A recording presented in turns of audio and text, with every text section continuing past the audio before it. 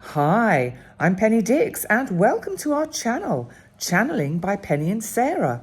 Yes, Sarah is here as well, but this is just a little kind of introduction to the video that we're uploading today because, as you know, we don't use high-tech equipment to video our videos, and so in places the sound is not excellent, so please bear with us. And anyway, you know, it doesn't have to be perfect as long as you get the gist of it. And we've had some very strong winds, so the sound of the wind moving into the camera is just extraordinarily loud. But hopefully you will find the following video interesting. Okay, sit back and enjoy. Okay, bye for now. Hi, I'm Penny Dix, astrologer and channeler. And here we are with Sarah Sam Smith on location in Gozo, in front of a hill which is known as the Ray of Light. Now I'm going to actually hand over to Sarah to tell you all about the history behind this particular hill. And it's really interesting because I'll just say this quickly. There's an awful lot of hills in Gozo that look flat on the top, as if they are dormant volcanoes.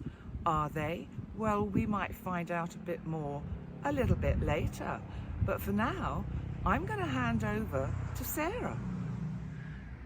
So that is the hill which has the statue of Christ on top of it, and this is on the way to Marsalforn. I'm now going to hand over to Sarah, who is going to explain a little bit more. Hello everyone. So, as Penny said, we're in Marsalforn. This is the northernmost part of Gozo and yet another location shoot for our channel, Channeling by Penny and Sarah. So, this is the Marsalforn Valley, and you can see that there's a lot of hillocks here, and this is the main one, which is called Tas-Salvatur. So, you can see a figure of Christ the Redeemer on the top there. And this figure has been replaced several times over the years. On one occasion it was struck by lightning. Originally there was a big wooden cross there, and then they replaced various figures of Christ there, different shapes and sizes. The current one is about 320 feet or 6 meters high, and one figure was actually struck by lightning at one point, and the stone that they've used doesn't seem to be weather resistant, so they have to keep replacing the figures. But the current one has been there probably about 10 years, I think, but dates vary. I've done a lot of research, spoken to a lot of local people, and there doesn't seem to be an actual record of the exact dates, so it's all a bit vague. But there's various legends, really interesting legends about this hillock, and one of them is that black smoke flew out of it one day. Again, I don't have the date for that because I think it was many hundreds of years ago, and then the rumour was it's a volcano, but apparently not, according to geologists. Looks like one. Well, sorry. Sorry, but apparently lots of geologists have been, they've tested the hillocks here, and they say no volcanoes. The nearest volcanoes are Sicily. So the other legend which has abounded about this hillock is that 3 days of darkness came upon Gozo, and apparently this is all about punishment from God, that I don't know what people did here. What are they being punished for? Well, I don't know. Nobody knows. Nobody actually knows. But apparently 3 days of darkness, night and day, came upon Gozo. And then suddenly light appeared. So the hillock was bathed in light. So we don't really know what that was about. We've seen a sort of an old picture or engraving in a book that we have, which is all about the ancient mythology of Mortar and Gozo. Well, Gozo actually, Mortar and Gozo, isn't it? Yeah. And it shows a picture of sort of ink engraving with just a shaft of light coming out of the top. So I've actually managed to get it so that hill is right on top of your head now. Oh, excellent. But this 3 days of darkness is not something new, is it? It's been talked about recently, in recent times, hasn't it? It has, and you know, we've heard from various people that their governments in different countries have told them to always have supplies for 3 days, food, water, candles, things like that. So, you know, that's one sort of facet, a modern facet. But apparently the 3 days of darkness is also biblical. It goes back to, I think it was something like the 9th verse or chapter in Exodus, where God brought 3 days of darkness to Egypt. So it originates from there. And again, that was punishment. I don't know what for. But apparently it's a punishment where basically the non-righteous will be struck down with plagues and things like that. So it's all a bit nasty. And apparently the good believers will survive. So, Oh, wow. And, you know, I've seen various things, people talking about 3 days of darkness. But there was coming in the something future. about, yes, there was something about last year they were talking about in 2024 that we were going to have 3 days of darkness. A lot of channelers and people like that were talking about it. It didn't happen. No. And I've seen people talking about it going to happen in the future. And they're talking about, well, you know, it's a time where people's awareness, their consciousness will be raised. And after the 3 days, suddenly there will be light and a lot of people will have risen to a much higher level of consciousness. So I think those are all sort of interconnected. But as regards the hillock here, it's kind of an urban myth, I think. A lot of people talk about it, and as you say, we saw that engraving, so we don't actually know when it happened. But this hillock, you can actually climb to the top and you can actually sit under the figure. So how do you fancy going for a little ramble, Penny? Absolutely not. Or would you rather go and have a latte and cake at a cafe? Yes, please. And a resume and probably a short little video with some information that I'm thinking could be quite useful to understanding the energies of what this hillock is about. So, shall we progress to the next location? Yes, let's progress. Okay, right. Thank you, Sarah. So here we are in the actual resort of Marsalforn. So you can see the sea behind. Just round the corner is St Paul's Church. Now, St Paul was apparently shipwrecked in Malta. So over in Malta there is St Paul's Bay. But apparently he came to Marsalforn, and that's why there's a church named after him. Obviously he's credited with being the founder of Christianity. And it's believed that he actually sailed from Marsalforn to Sicily and Rome. So that's a little bit of the history. And Do you know the story of the snake? No, I don't know the story of the snake. Well, he's supposed to, the snake came and he is supposed to have turned it into I think he turned it into a staff, and he took the poisons out of all the poisonous creatures that were on the islands of Malta and Gozo, including scorpions. This is the only place, I believe, where the scorpions are not poisonous. And they can still sting you, but they're not poisonous. Ah, yes. No, now you've reminded me, I did know that story, but I wouldn't have been able to relate it as you have. So, so Marsalforn, apparently the name Marsa, it means harbour or something similar in Arabic and in Maltese. Fawn means bakery, so that's a bit strange. That's interesting. Yes, so nobody actually knows what the real name is, but fauna actually means a cave in the sea, basically, and it's referred to by Maltese and Gozo fishermen. And they go out in little multicoloured boats, which you can just see some over there. They're called luzus. Yeah. So we'll post some proper photos of them in our group for you to have a look at. But that's just a little bit about the history. And I think the energy of the place is really interesting, isn't it? Yes. So I think we'll go on and we'll talk a little bit about the energy, because I know you've got something to say about that. Yes, I do actually, yes. Okay, thank you, Sarah. Over to me then. So we've left Marsalforn and we've moved round to an area known as the Salt Pans. And it's absolutely beautiful down here. It really is. The gunshots you can hear, it's actually not a war breaking out on Gozo, but it's just a shooting range that is quite close. There's some of the salt pans. And the salt pans are basically exactly that, for collecting sea salt, and they still do it. They collect the salt and they sell it. And it is actually beautiful salt, the local salt. Really nice salt. And, you know, it's interesting, coming here, it feels much easier. The energy feels different, better than being round in Marsalforn. But I'll explain a little bit more about what I mean about energy in a moment. So there you are, just a sweeping view of the sea. So these are the salt pans more close up. They don't appear to have much salt in them at the moment, but I can assure you they do, because the guys come down here and kind of gather it all. And I thought you'd be interested to see this rather interesting piece of landscape, which looks to me very lunar. I think it's just extraordinary, and I think it's just the weather conditions that have kind of whipped up the sea and the wind and caused it to be quite a strange, extraordinary shape. But it is very, I think it's very lunar, and I just thought you might like to see it. And there's the sea, and there we go.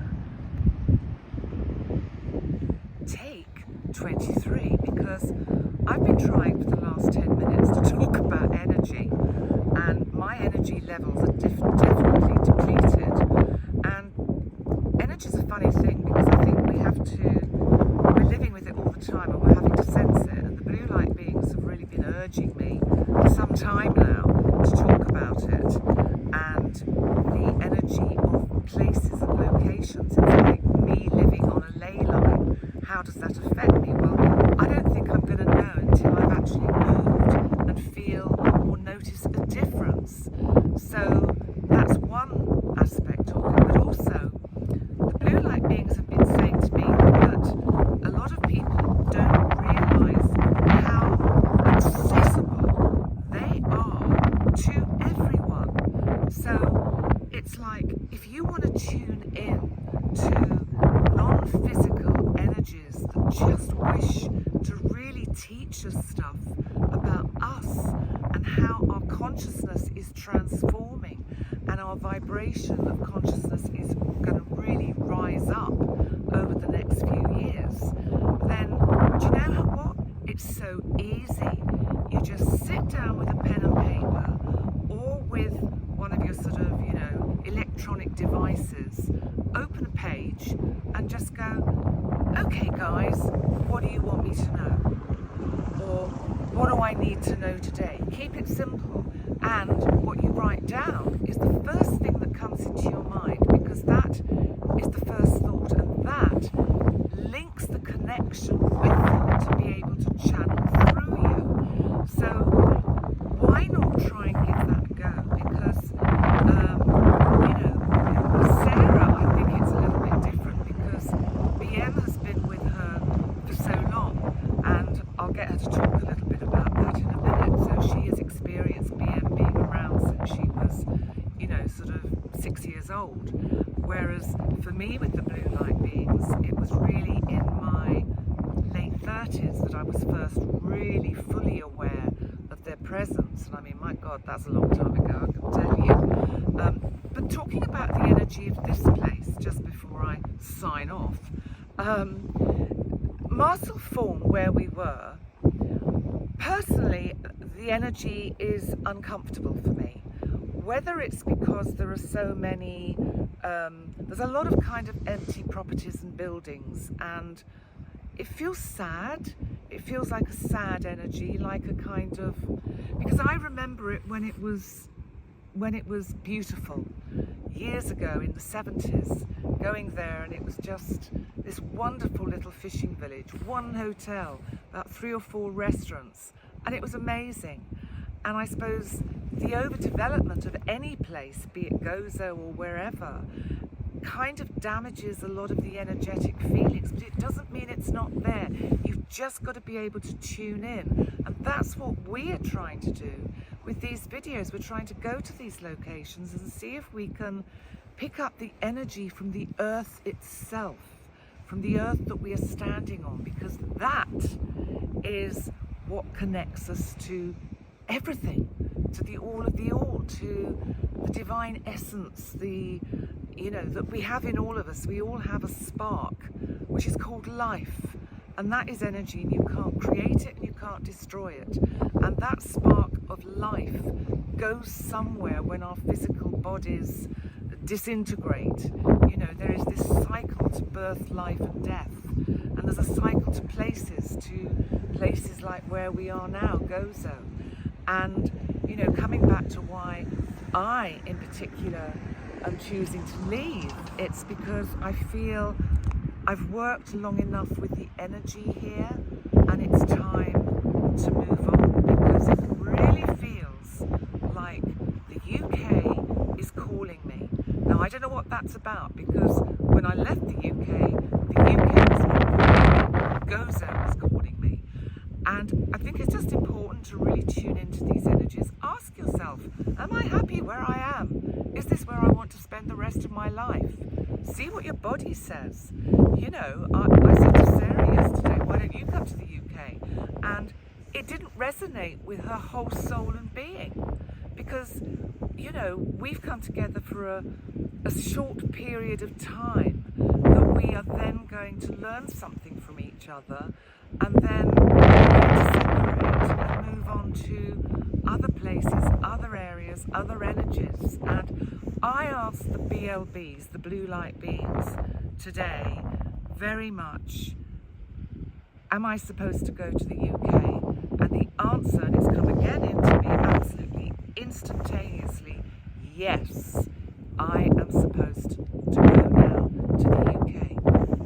So that's what I'm going to do. So I'm going to stop talking now and hand over to Sara. Well, thank you, Penny. So going on to the subject of how BlueMan communicates with me, he normally just sort of comes into my thoughts and tells me what he wants me to know, and that could be something on a personal level, or that could be something, about world events, his predictions, all that kind of thing. He discusses politics, he discusses history, he's enormously interested in what is going on in the world around us. And as regards energy, he is incredibly sensitive to energy, and he conveys how he feels about places to me. And for example, Marsalforn is somewhere that neither of us actually feel very comfortable.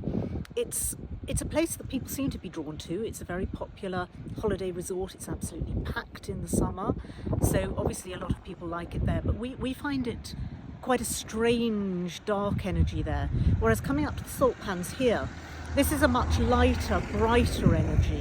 It is, definitely. Yeah. And that's something that maybe it's because it's not so full of people, for example. But it's... Well, that's an interesting thought. I'm going to ask you a question, because how are you in groups of people? Do you find it affects your energy levels? Does it prevent you tuning in to, say, BM? Or are you always able to have that connection with him? No, I'm normally able to have that connection with him. The only time where I struggle to have that connection is if I am super, super tired. Right. Then it's really difficult, and I think he lets me just sleep and recuperate. But otherwise, no, having groups of people around me doesn't affect my energy and my ability to actually communicate and connect with him. So that's probably the end of our tour today. I think it is. So thank you, Sara. Thank you, everybody, for tuning in and looking at the beautiful Mediterranean Sea. We've actually had a couple of days of the most appalling weather. I mean, it really was. I cannot tell you how cold we've been. Well, you can see with the way Sara is all bundled up that, she hasn't got her gloves on now. She did have gloves on earlier, but it's been very cold. But we're going to be back again soon with the further adventures of channeling by Penny and Sara. And we've got some pretty cool subjects coming up, haven't we? Oh, yes, we have. And I can give you a tiny taster. Little spoiler alert. Yes, so we're going to be talking about bilocation, astral projection. And remote viewing. And ley lines. And we are planning some adventures in Malta for you, because we're running out of things in Gozo actually. So So on to pastures new. yes, so there's loads of exciting things to explore in Malta, so that's what we're planning to do next for you. So there'll be some on location, there'll be some home-based. Thank you, Sarah. Thanks for joining us today. And please remember to like, comment and subscribe. And we look forward to seeing you all again soon. Bye for now.